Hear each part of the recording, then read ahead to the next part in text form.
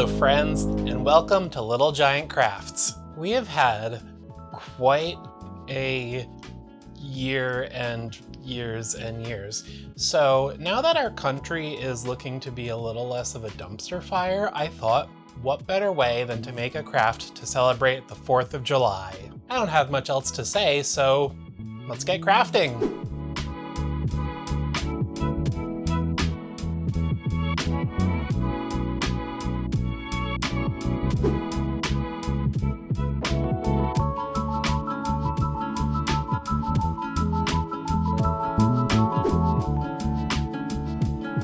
The idea for this project actually started quite a while ago.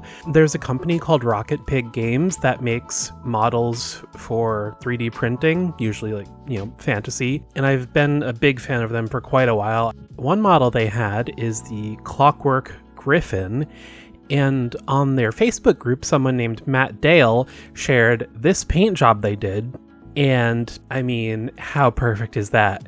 So I automatically knew I had to do my own version of this at some point, and then it occurred to me, 4th of July is coming up, Independence Day, what better time than to finally do it?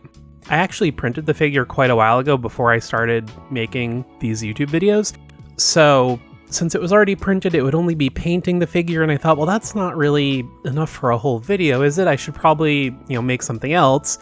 Around the time I was trying to brainstorm, I found this really cool website that it shows the evolution of the Oval Office interior decorating.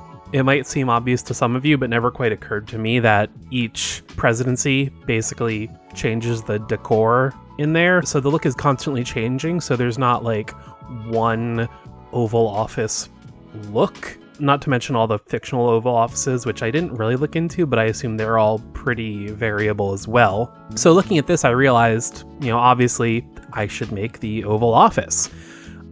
I feel like it's a pretty good set for action movies. You've got Olympus Has Fallen, White House Down, not that I've seen either of them. Independence Day blows up the White House, of course. Then you've got Fallout 3 takes place in DC. Heck, maybe you want to recreate the War of 1812. So I thought it would be a fun setting for, I don't know, maybe not Warhammer, because the White House isn't around in the year 40,000, but fun terrain for something. So I had to look through the different styles, and the Clinton and Biden administration, they're both kind of similar, and they both felt the most White Housey to me. Like, they're sort of what I picture when I picture the Oval Office. So I decided to do one sort of based on these two. And look at that, I've actually got video footage of drawing this time. So aside from that website, using those reference photos, I also found this top-down layout of this part of the White House. I found that very helpful, because if I'm making not just the office, but like the doors and stuff, it's good to know what's outside of it. So there's 4 main doors, and on one side it leads outside, and there's this little overhang with columns, and the other 3 doors lead to interior rooms. Got to keep the iconic windows, obviously, and some broken columns, because, they probably wouldn't be intact. And then the other side is going to be the more ruined side, so we're going to have like piles of rubble, and the walls will be broken. Got a little guy here shooting at a dinosaur. I don't know, it seems like it would be a good, fortified sort of ruin. Then I just start, drawing some of the other details and coloring it in. Overall, it's not going to be too complicated, and that's really all there is to the drawing. So let's get building. So to get started, I looked up the dimensions of the Oval Office to try and get an accurate sense of the scale. And using my normal Captain America, which I kind of estimated at 6 feet, I used that to sort of get the rough size of how big the interior would be.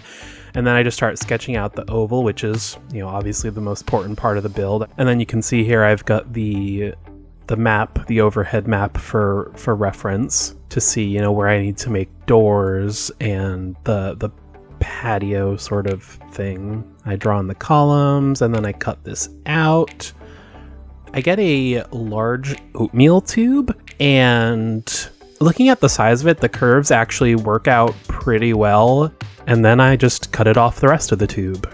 So now we've got the basis of the Oval Office walls. I cut them in half and I sort of, you know, roughly mark out where the windows are going to be. And once I'm happy that those will be good, I move to chipboard, which is going to be the actual base. And I trace this piece of paper down on there. So once I've got the oval, I sort of transfer the other details, the columns and the doorways, and then looking at the map again, I sort of just, you know, mark out the shapes of the rooms and sort of how far out I want the piece to go. And then I just draw like a rough squiggle around the edge, and that'll be like ruins, like where the floor breaks. And once I'm happy with that shape, I cut it out. Now I've got this cereal box here, and I'm going to use it to extend the walls because the two pieces of the oatmeal tube are not long enough on their own. So I measure out the size of the walls that I want, and I cut them out, get a little test fit to see if it'll be in a good spot. And I'm using cereal box for this as opposed to something like chipboard because it's thinner and, you know, it can actually curve. This didn't actually go great, but I decided to use tacky glue instead of hot glue because I hadn't cut out the windows yet, and my thinking was when hot glue has cooled and hardened, it's a lot harder to cut through. So I was thinking that doing tacky glue would make it easier to cut through later. And I do put a little bit of hot glue to sort of keep it in place, but then the problem was, even though the ends stayed in place because of the hot glue, the curves didn't quite align perfectly. So the tacky glue in the middle didn't really stick, which was frustrating, but I ended up using some more hot glue and sort of just holding it and flattening it out and taking it apart and putting more glue back in and sort of just hoping for the best, and it came out okay.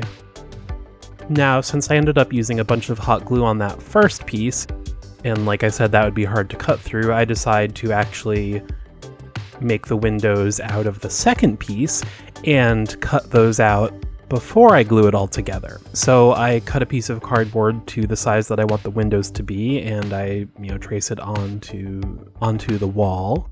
Once I'm happy with that, I hot glue the first piece of cardboard, but only around the edges, not the middle, so that way I can cut through it without cutting through hot glue. Hello there, I'm Mr. Sunshine. And then, thankfully, before I glue the next piece of cardboard, I remember that I wanted to use clear plastic packaging to act as window panes. So I grab a piece of that and cut out a shape that will be large enough to cover all 3 windows, and I hot glue that in. Then I get the last piece of cardboard and glue it on top with hot glue. I do 1/2 at a time, and it generally worked out a lot better than the first piece. So once I'm happy with the walls, I hot glue them in place. The 2 gaps in the walls are where the doorways are going to be, so I figured didn't need to bother making a continuous wall that went all the way around. Once those are in place, I start marking out and cutting out the doorways. And then I get my foam board and I start making the walls. Now for this piece here that's much thicker than a normal wall, I take all my little scrap bits of foam that I just had left over from cutting the walls. I basically just fill in the hole and then glue some pieces of foam on top of it to cover it up. And it doesn't have to be perfectly flat or anything because that's all going to be rubble, so it can be a little messy.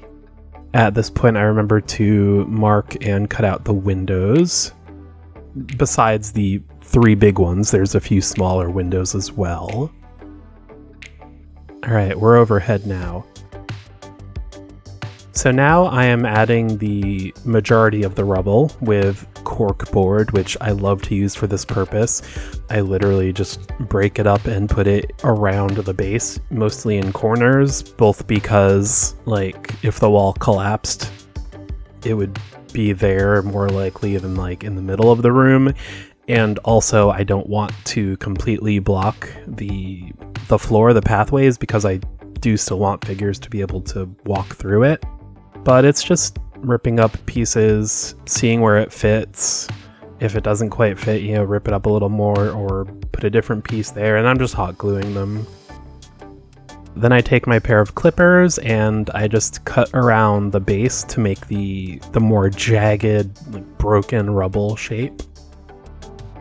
And you'll notice I don't really put any on the outdoor patio section because I still need to put the columns there, and I don't want to put rubble where the column needs to be. Then I cut out thin strips of cardboard, and I most commonly hear this referred to as cladding. You can see the ugly gaps between the pieces of cardboard for the wall, and these thin strips just cover that up. And then I've got my little pin vise drill, and I'm just making bullet holes in the walls because I figure, you know, the building is blown up, there's probably some sort of battle, so bullet holes are always a nice little detail. In some of the larger holes, I also stick the tip of the blade in and just, you know, spin it around to widen it and sort of look more gouged out. Now I've got these really thin, they're thinner than popsicle sticks, they're sort of like coffee stirrer sticks, and I'm using these to, again, go around the door frames. Oh, and the window frames. Now I take a closer look at the outdoor area because it's got this tile pattern. So I think I just did like 1 centimeter squares. I forget exactly, but I draw out the squares. There's sort of one row that borders the outside, and then on the interior it's all diagonal. Now, since tiles are, you know, 3-dimensional, there's a dip in between them where, like, the grout or whatever it is goes. I don't want the cardboard to be perfectly flat. Like, I'm not just gonna paint it how it is. So I cut out tiles from cardboard. Once I have a decent amount, I start gluing them in place. Now I start with the border because that seems like the most important part. It's, you know, what's going to be the easiest to see, and I'd rather mess up the interior where it's harder to see.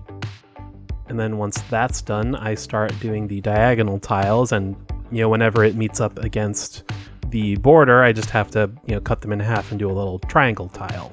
And I try to leave gaps in between them so that way, once it's painted, those gaps will look like the grout.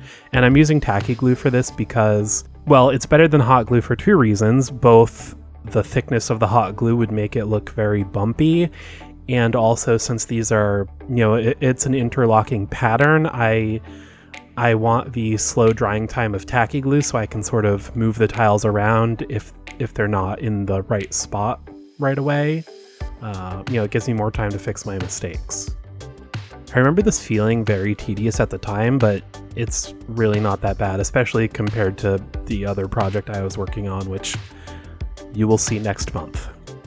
I think the only thing I would maybe change is using chipboard or something thicker for the tiles instead of the cardboard, because since the cardboard's not that thick, the gap isn't that pronounced. It's not terrible, but just something to consider. So at this point, it was time for the columns. Now, I'd been putting them off because while I was building this, my 3D printer was not working. So I say that because normally I would have just, you know, figured out the size I want and literally just printed some columns, but I couldn't do that. So I had to look around my supplies. So my first thought was these little pill bottles that are like smaller than normal size, but they were too big. I also have these markers that I got from the dollar store, and they're too small. So I went back to the dollar store to see if I could find anything, and I found this bag of coin wrappers, and the tubes were just the right size. So I start tracing out where I want to put them all, making sure they're, evenly spaced, at least more or less. And then I glue them into place. Now, since they're only made out of, construction paper, my point is it's paper, so it's not very sturdy. So, like I always end up doing, I stuff it with crumpled up bits of newspaper just to give it some firmness so it doesn't, fall apart in the future. And once each column is filled with newspaper, I cut out a little piece of foam to cover the top. I should also mention at this point that the two columns on the bottom of the screen are intact, and the other three are broken, so I cut them off diagonally, the way you often see broken columns, and I'm gluing the foam pieces at an angle. And then I take one more tube because I want to have a fallen column, and I decide to put it on the far edge. So I do the same thing, fill it with newspaper, cover both sides, and glue that in place. Another thing I was doing at this point was thinking about the floor, because the Oval Office itself is a big rug on top of hardwood. So I was debating if I wanted to actually do strips of either cardboard or popsicle sticks, but I decided I would just paint it in later. And then I found this oval shaped piece of cardboard that I could trace to make the shape of the rug. And I cut that out and put it in the middle to, test that's a good size. And then I make some marks so I line it up exactly where I want it. And then I put tacky glue on the bottom. Hi. And then I just put some things on it to weigh it down. Once that's dry, I get out my sand to put all in the rubble to be the rocks and debris and everything. I don't want to cover the rubble completely, so I just sort of get, little bits. And I'm just using, Elmer's PVA glue and then pouring the sand on. And then I also decide to cut up some little tiny bricks out of foam just to, be another little part of debris. And I just, scatter those around the rubble as well. Okay, time to work on the roof. So as you can see here, the tubes are a little taller than the wall. And because I had already glued them, I had already stuffed them and glued tops on, I didn't want to cut the tubes at all. So I decided to add a layer of styrofoam on top of the wall just to, make it a little taller. And that way the roof could lay flat on both pieces. I just sort of cut out a rough shape and trace it to the shape of the oval and cut that out. Then I trim the edges a little bit to make them more ruined, like I did with the floor. And once I'm happy with that shape, I glue it in place. Then I get more styrofoam to be I don't know what the word is, but the wall that's on top of the roof. I don't remember if this is exactly accurate, if the wall. I think there might be just normal roof on top, but I decided I wanted the wall so that figures could go up there and have, cover to hide behind or whatever. So I take this first piece, and once it's, the height I want, I glue it down to follow the curve of the oval.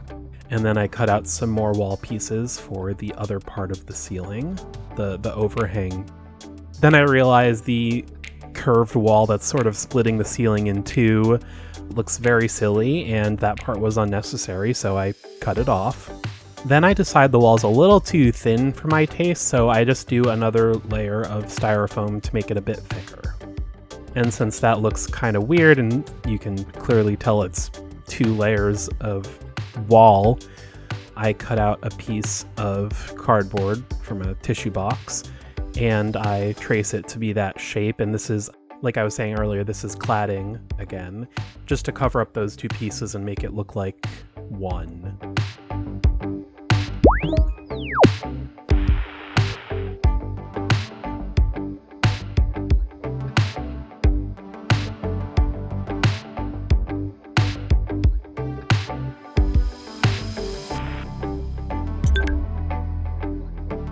At this point, I decide that I also want to do a few doors, And I decide to make them separately because that way I could either use this like more destroyed and have all the doorways open, or if like I want to say there's a barricade, I could have some of the doors there.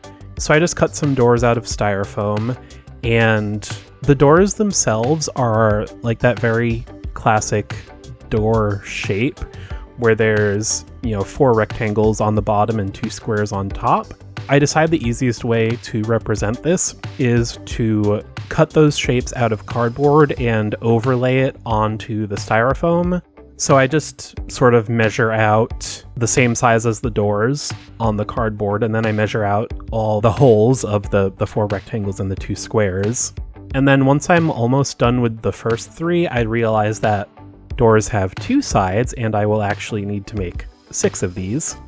So then I add in the other 3, and then you can see once I start marking off the holes, I'm coloring them in, so I know there's a lot of overlapping lines at this point, and I want to make sure I'm not cutting the wrong thing, so I just color in the parts that are going to be cut out.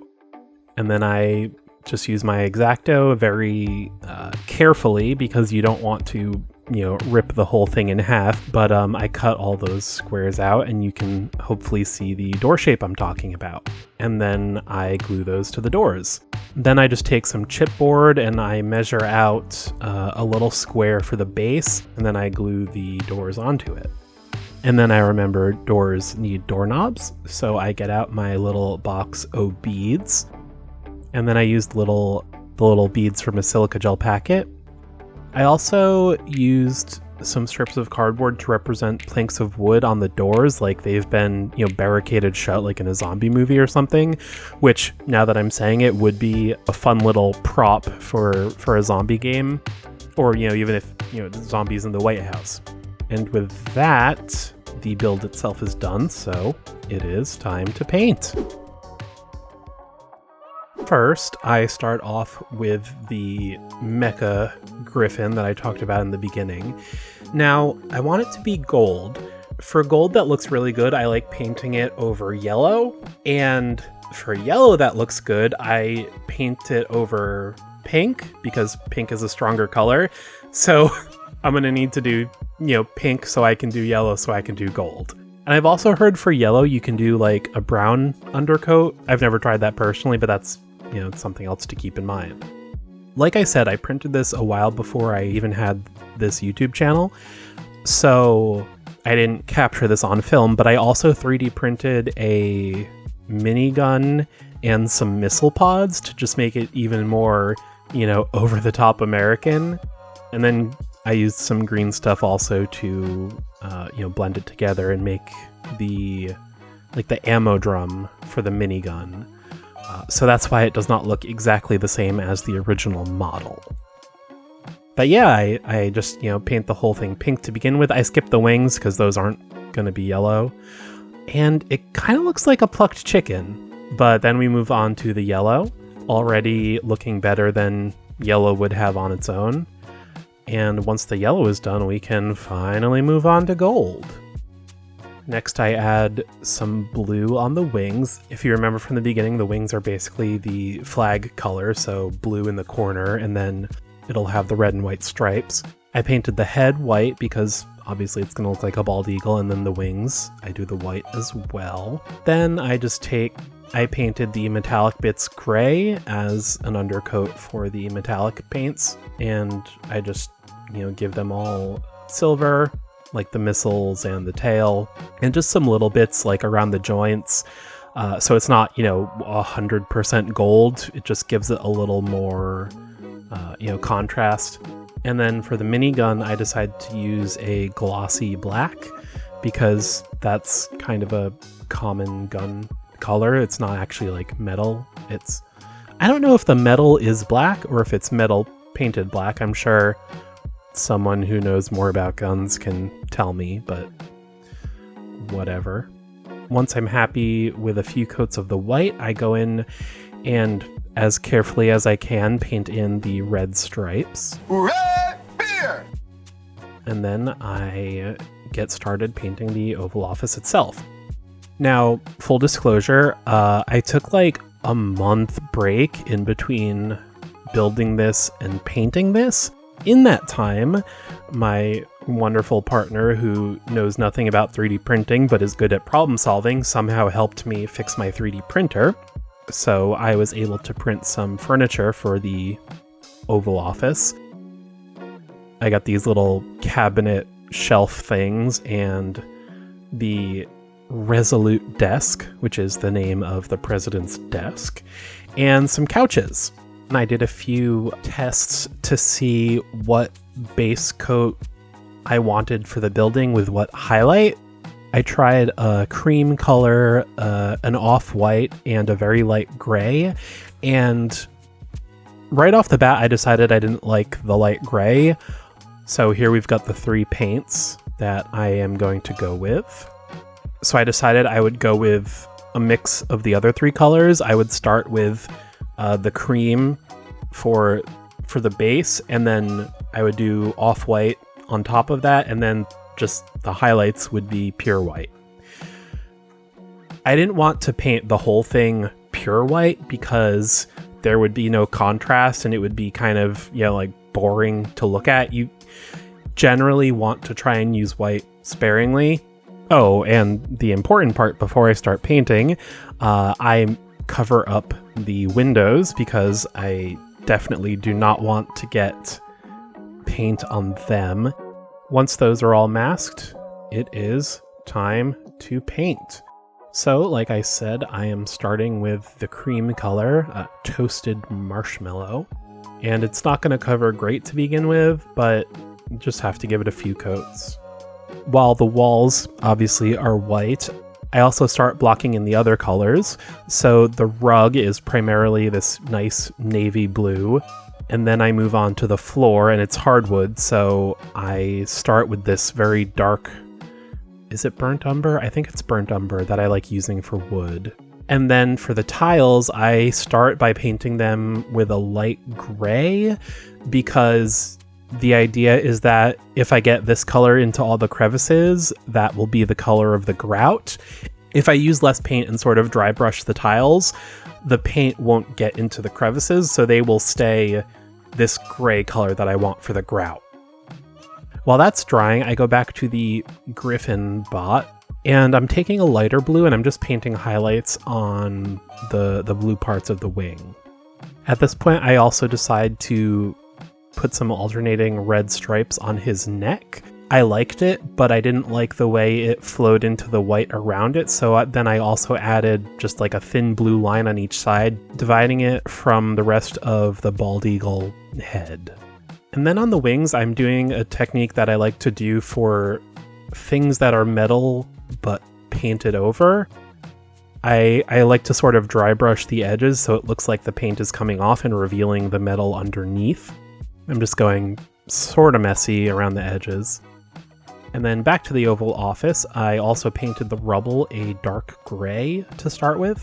Then it's time to get working on the curtains. I've got a wet wipe here. If you're doing something similar, you want to try and find a brand without patterns on it. I was thinking about using this for the rug in the Oval Office, but I decided not to because of the pattern on it. Oh, and the one thing to keep in mind is you want to rinse it and let it dry before you use it, because if they have soap or sanitizer or whatever on it, you just want to wash that off before you paint it.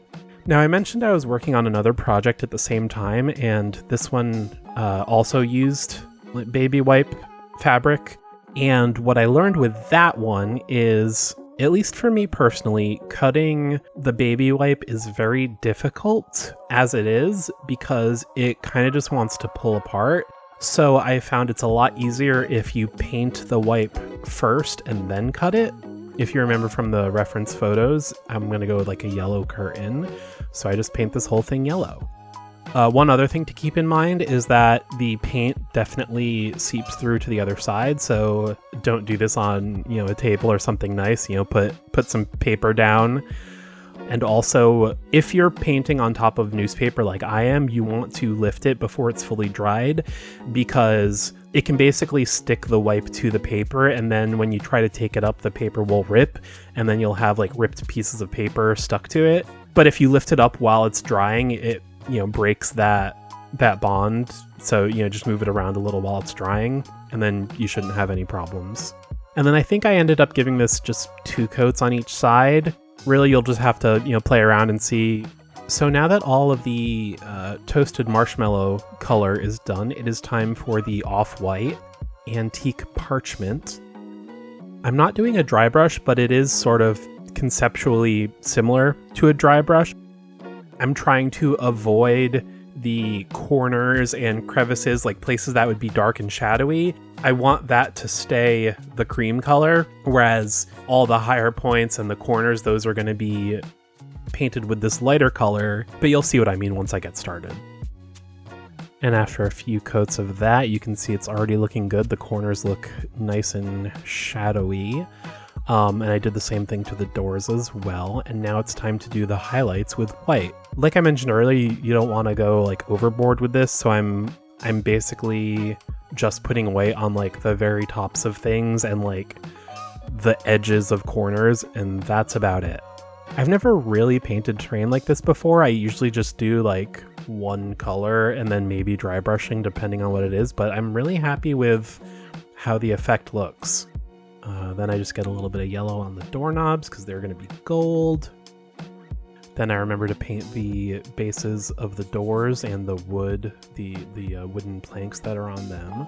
Now that the white is done, you can see that I am a very messy painter and everything else is just covered in white flecks. So that's why I did the white first. Now that I'm done with that, it is time to go back and work on all the other colors.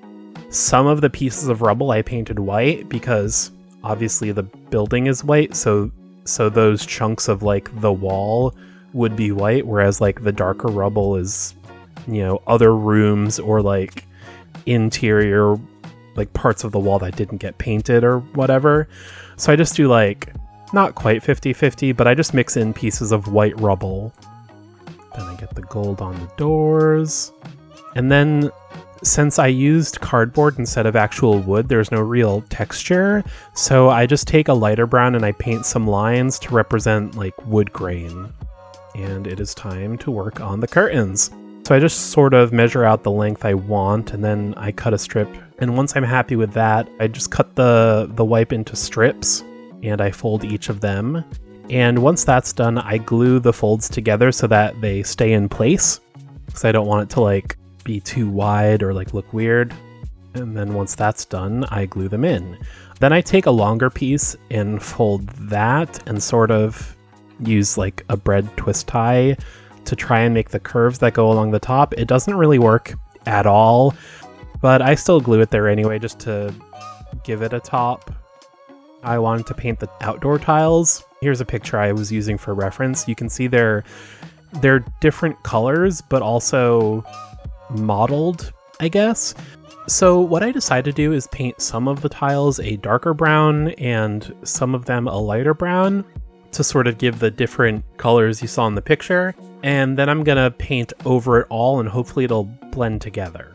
So this technique is similar to what I've talked about before with using a sponge to get like a concrete texture, only instead of a sponge, because I couldn't really get it into these narrow spaces, I'm using a brush that's sort of got like a messy, not pointed tip.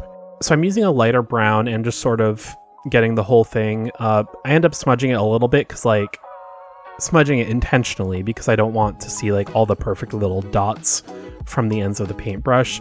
But I just sort of work it around and cover the whole thing. And then I go in with a little darker brown and, sort of blend it a little more. And I'm actually pretty happy with how it turned out.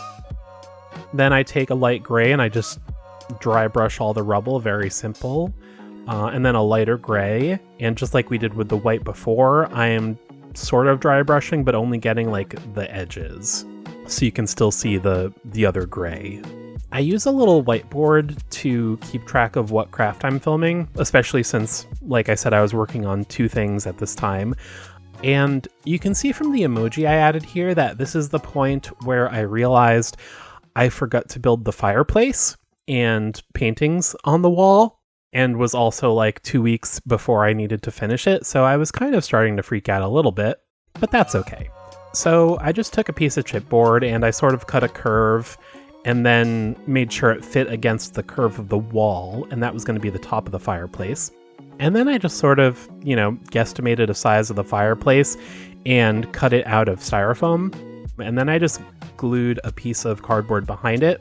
So once I have those two pieces glued together, I put them where the fireplace should go, and then I put the top piece on top so I can see how they line up, and then I glue that on. Now I'm painting this the exact same way as I painted the rest of the walls. I'm doing a base coat of that cream color, and then I'm getting most but not all of it with the off-white, and then just a little bit of highlighting with white. Now while that's drying, I start working on my little paintings. I start drawing some picture frames, and like I mentioned with the doors earlier, I'm coloring in the parts that are going to be cut out. Now once I cut those out, I glue them to another piece of cardboard because that will be the painting itself. You can see here I've got some reference photos, so I'm doing the background first. And then while that's drying, I also decided to make a few books because if you look at pictures, the Oval Office has like inset shelves with books on them. And I didn't make the shelves, but I figure like if the building is collapsing, books are probably falling all over the place on the floor.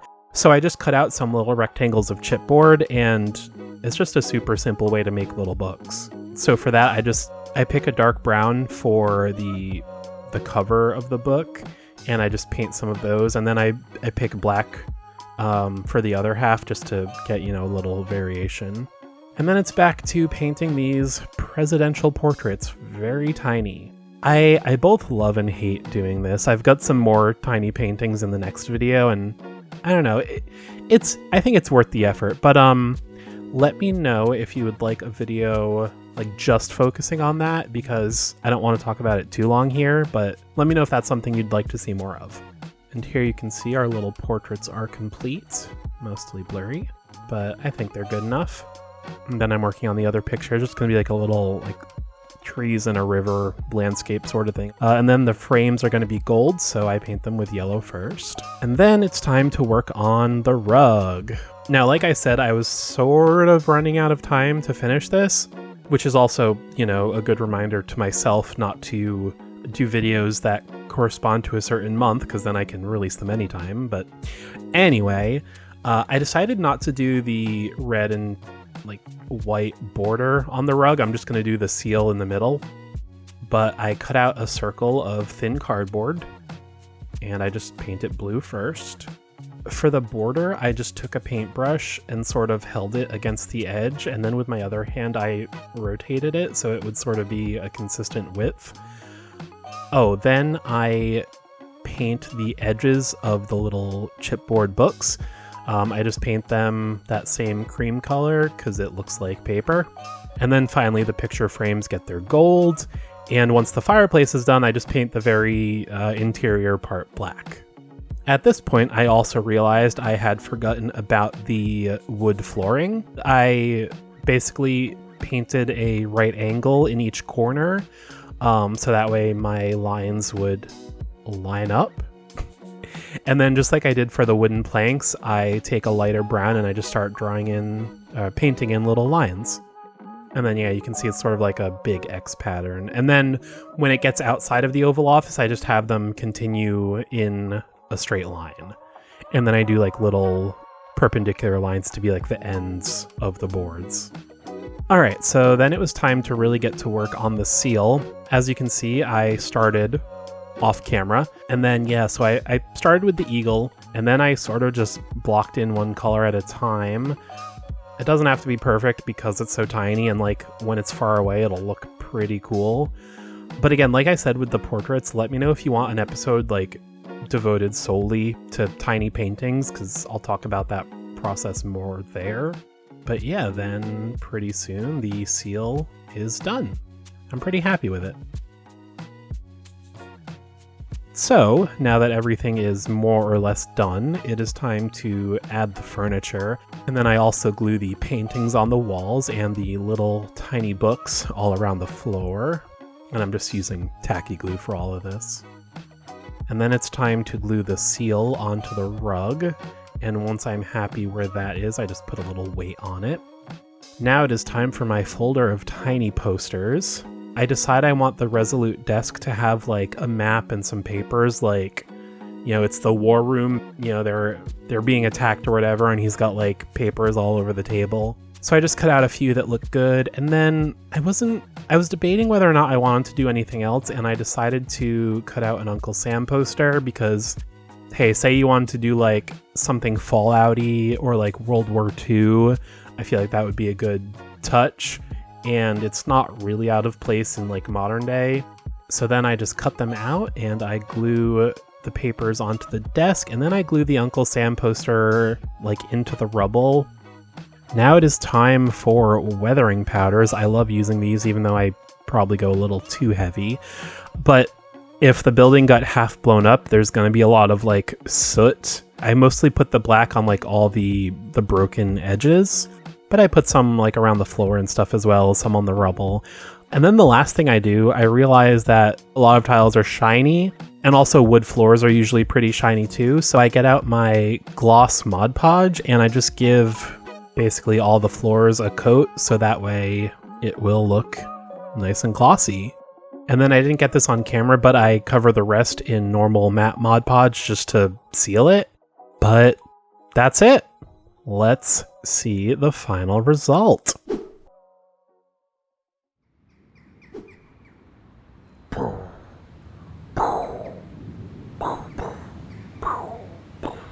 Status report.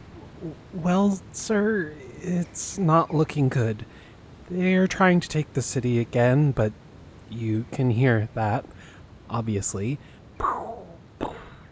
New York is still holding out for now, but Boston fell about an hour ago, and everything south of us has been burned to the ground. What about the West Coast? All of California went dark at approximately 1 a.m. We thought we could hold them at the Rockies, but we've already lost Denver. This is it. We're done for. How can we possibly hope to defeat aliens that can travel through time? Well, it's simple. You steal their tech. Who are you and how did you get in here? Mr. President, sir, we did it. We managed to steal one of their ships. Well, you didn't. Not yet. But you will. What are you... Then you sent me to get reinforcements, anywhere and everywhere we could find them. And then you sent us back here. Reinforcements? What are you talking about? Mr. President, I'd like you to meet Mr. Presidents. Ah, bully! I've always wanted to test my mettle against a spaceman. And have you seen the eagle?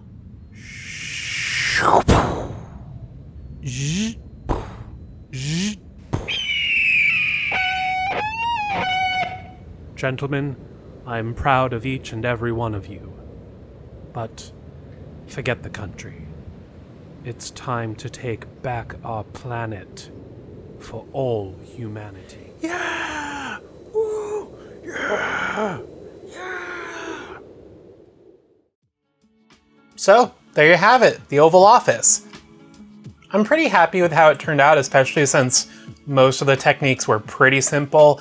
Obviously the walls gave me a little bit of trouble, but it turned out okay in the end. I love the robot griffin. It's the reason I started this, and I'm so happy with how it turned out. It was such a great idea. Now, unlike everything I've made so far, I'm not exactly sure how much use I'll get out of this because it is specifically the Oval Office, but I'm happy I made it. My main takeaway from this project is that I don't love trying to recreate an exact pre-existing thing, partially because I either go too crazy trying to make every little bit match perfectly, specifically, and if I don't do that, then all I can see is, you know, all the places that don't match everything I, you know, deviated from the original. Which, I mean, that's fair for all of art. Like, anything you create, you're gonna see all the mistakes, even if no one else notices any of them, so it's sort of the same thing. I much rather prefer to, create my own things, because especially like if something's not working and I want to change it, I can do that, and like you're not going to look at it and say, oh, this building doesn't look like that, that sort of thing. Whereas like if I made this room a rectangle, it would very immediately clearly not be the Oval Office. But now I know that I don't like recreating specific things, which that's a good thing to know, but I'm happy I made it. So I hope you enjoyed this video. If you like what I do and you want to check out what else we're working on, go to littlegiantmonsters.com or check out the links below. If you really enjoy and want to support us and help us continue creating things, you can even check us out on Patreon. For even $1 a month, you get to chat with us on Discord, which I love. But I think that's it. So until next time, be creative, be kind, and take care of yourself. Hello friends, and welcome to Little Giant Crafts. That's it. Intro done. That's it. Don't do that, then all I can see. Bless you, Ted. Bless your heart. So until next time, I'm gonna remember